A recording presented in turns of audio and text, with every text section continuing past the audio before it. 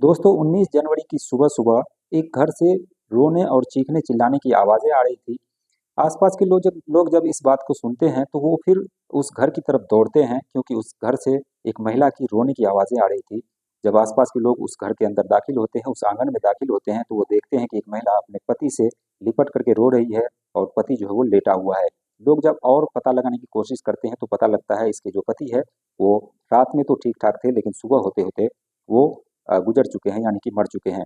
जिसके बाद वो महिला बेतहाशा रो रही होती है, अपने भाई को भी फ़ोन करती है। उसका भाई भी जब यहाँ आता है तो उसका भाई पुलिस वाले को फ़ोन कर देता है। पुलिस वाले मौके पर जब पहुँचती है तो पुलिस वाले जो है उस लाश का पंचनामा करते हैं। साथ ही उसने जो कपड़े पहने हुए थे, उस कपड़े के अंदर से जेब में जब तलाशी ली जाती है तो जेब से 8 पत्ते गोलियाँ निकलती है जो कि शक्तिवर्धक होती है। पुलिस फ़ौरन पहली नज़र में ये समझ जाती है कि ये जो 8 पत्ते टैबलेट है और पूरी की पूरी खाली है। वो समझ गई कि ये टैबलेट लेने की वजह से ही इसकी जान गई है। लेकिन फिर भी पुलिस का काम होता है इस चीज़ का पता लगाना, पंचनामा जो है वो करके उसके बाद लाश को पोस्टमार्टम के लिए भेज देती है। पोस्टमार्टम के लिए जब लाश चली जाती है उसके बाद पुलिस इस चीज़ की जाँच पड़ताल करती रहती है और उसकी जो पत्नी है जिसका नाम शबाना होता है उससे भी पूछताछ करती रहती है। जब पोस्टमार्टम की रिपोर्ट आती है तो दोस्तों वो कुछ अलग ही खुलासा करती है और वो खुलासा क्या था जिसे सुनकर आप भी दंग रह जाएँगे। दरअसल दोस्तों ये 18 और 19 जनवरी की रात की ये घटना है। ये जो घटना है वो कानपुर के पिठूर थाना क्षेत्र के ध्रुव नगर की है। ध्रुव नगर में रहने वाला एक शख्स जिसका नाम आमिद अली होता है, उसकी पत्नी शबाना होती है। आमिद अली की उम्र करीब 45 साल होती है, उसको एक बच्चे होते हैं, एक बेटा होता है जिसकी उम्र 16 या 17 साल के आसपास होती है। उसकी जो पत्नी है शबाना वो दिखने में काफ़ी खूबसूरत थी और एक ही बच्चे थे। अपने पति से वो खुश नहीं रहा करती थी और उसके साथ जब वो संबंध बनाती थी तो काफ़ी मतलब गिल्टी फ़ील करती थी, उसे अच्छा नहीं लगता था। इसलिए शबाना जो है आमिद अली को लगातार और हर रोज़ जो है वो शक्तिवर्धक गोली लेकर के आने के लिए बोला करती थी। तो आमिद अली रोज़ जो है वो शक्तिवर्धक गोली लेकर के आता आता था, जिससे अब आमिद अली को लगता था कि यार रोज़-रोज़ खरीदने से बेहतर है उस दिन यानी कि 18 जनवरी को वो एक साथ ही जो है 8 पत्ते टैबलेट खरीद लेता है क्योंकि बार-बार उसे मेडिकल पर जाना और प्राइवेट में बताना ठीक नहीं लग रहा था, इसलिए उसने 8 पत्ते गोलियाँ जो वो खरीद लिया, अपने जेब में रख लिया, घर आ गया। घर आने के बाद रात होता है, फिर रात में इसे जितनी भी गोली खानी होती है वो खाता है। खाने के बाद अब शबाना के साथ वो संबंध बनाने की कोशिश करता है, लेकिन सुबह-सुबह जो बात सामने आती है कि उसकी मौत हो जाती है। आखिर ये मौत हुई कैसे?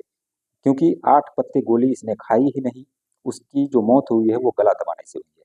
अब आइए इसमें एक नया मोड़ आता है। दरअसल ये जो शबाना है वो इंस्टाग्राम चलाया करती थी और उसके इंस्टाग्राम पर काफ़ी सारे फॉलोवर्स भी थे। उसका उसकी जो बात है वो एक सलीम नाम के लड़के से होती थी जिसका घर जो है वो अ, औरैया दिव्यापुर में होता है। माफ़ कीजिएगा रेहान नाम के लड़के से होती है उसकी दोस्ती और रेहान जो है वो उन्नाव का रहने वाला होता है। उन्नाव से इसकी बात हो रही थी और रेहान करीब 20 साल इसकी उम्र थी। इससे बातचीत हुआ करती थी और ये जो महिला है वो अपना जो पहले वाला जो फ़ोटो होता है, जो उसकी जवानी का सीन होता है, वो फ़ोटो उस पर अपलोड किया करती थी। तो रेहान देख कर के उस पे फ़िदा हो जाता है, उससे बातचीत होने लगती है। फिर रेहान उससे मिलने की भी कोशिश करता है, वो महिला भी तैयार थी उससे मिलने के लिए। दरअसल शबाना का जो पति है वो हामिद अली, वो मेला में जो है वो मतलब सामान बेचा करता था और अपने बेटे को ही साथ रखता था वो। तो घर पर ये महिला अकेली होती थी। इसी दौरान इसी मौके का फ़ायदा उठाती है और रेहान को अपने घर बुलाती है। घर बुलाने के बाद उससे संबंध बनाती है और कई दिन तक संबंध बनाने के बाद अब रेहान को रहा नहीं जा रहा था क्योंकि ये बहुत ही कम उम्र का लड़का था और शबाना से इसे काफ़ी प्यार मिल रहा था। अब रेहान को शबाना जो है शादी करने के लिए फ़ोर्स करती थी। रेहान कहता है कि तुम्हारे पति है तो कैसे शादी हो सकती है? फिर शबाना ने कहा कि हमारे पति को रास्ते से हटा दो। रेहान ने अब इसकी तैयारी शुरू कर दी कि आखिर इसको रास्ते से कैसे हटाना है। फिर रेहान का एक दोस्त होता है विकास नाम का लड़का, जो कि काफ़ी वो भी गरीब था। रेहान विकास को कहता है तुम्हें अगर पैसे चाहिए क्योंकि वो ऑटो चालक था, तो तुम्हें अगर पैसे चाहिए ऑटो खरीदने के लिए तो मैं तुम्हें पैसे दूँगा लेकिन तुम्हें मेरा काम करना होगा।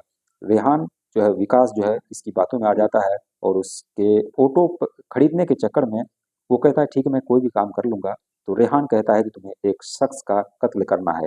कत्ल तुम्हें और मुझे मतलब हम सब मिल के करेंगे लेकिन तुम्हें साथ में रहना है। इसके बाद विकास जो है उसको 20,000 रुपये जो है वो मिलता है।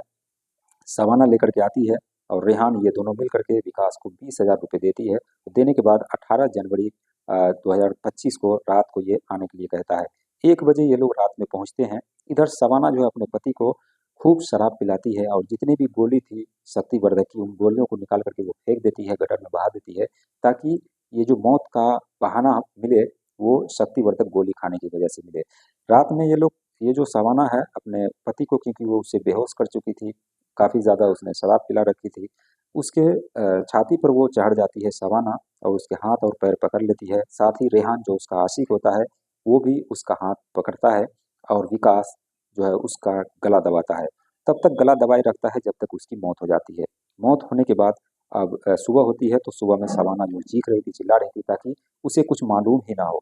लेकिन जो अपने भाई को वो फ़ोन करती है तो भाई जो है उसका पहले ही नज़र में समझ जाता है, क्योंकि सवाना कभी भी अपने भाई को जो फ़ोन करती थी तो आए दिन घर के अंदर लड़ाई झगड़ा ही हुआ करता था। लेकिन उस दिन अपने पति के गुजरने के बाद सवाना जो है वो रो रही थी, तो भाई को शक हो जाता है और वो आता है, पुलिस वाले को फ़ोन करता है। पुलिस वाले तीनों को गिरफ्तार करके जेल की सलाखों के पीछे डाल देते हैं। ये थी हाल ही की घटना, जो कि 18 और 19 जनवरी जनवरी की दरमियानी रात की है।